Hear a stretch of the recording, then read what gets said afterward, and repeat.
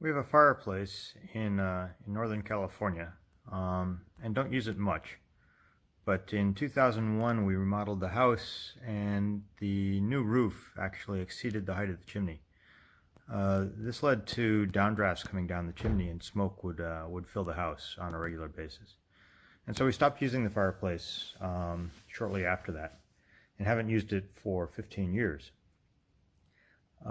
Finally, to address it, we purchased a Gemini chimney fan and installed that at the top of the chimney. Chimney height is about 13.5 feet.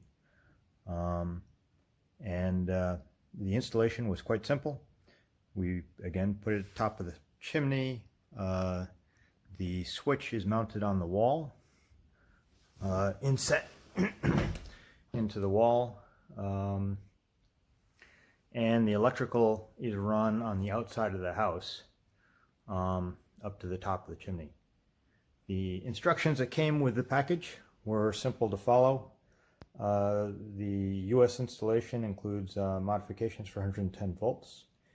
The electrical installation, there's some minor translation issues trying to understand hot neutral for the US as compared to the European system. But they made sense once one looked up the different electrical codes. And again, the installation was straightforward. Next, I'll show the switch when it goes on. Works as expected. You can hear when the fan is turned on high. You can hear the noise if you open up the chimney, but it's virtually silent. There's really very little noise associated with the device. Very quiet, and obviously that's quite welcome. In practice, we use it on settings 1 or 2 while the fire is burning, and then overnight while the fire is dying down, we close the fireplace doors and leave the fan on 1, and this keeps all the smoke out of the house. It's been again very useful. Next, I'll go up onto the roof and show the installation up there. This is a view of the outside of the house with the electrical line running an external conduit going up to the top of the roof. I use 3/4 inch conduit in part because it makes it easy to pull, because the switch box is on the inside of the house over here, and I drilled through the wall to run the electrical down and then hooked into an outlet on the outside. 3/4 inch conduit makes it easy to pull, and ran it up to the top of the roof where the fan is located. So the fan installed at the top of the chimney. The chimney is a square chimney brick that comes up.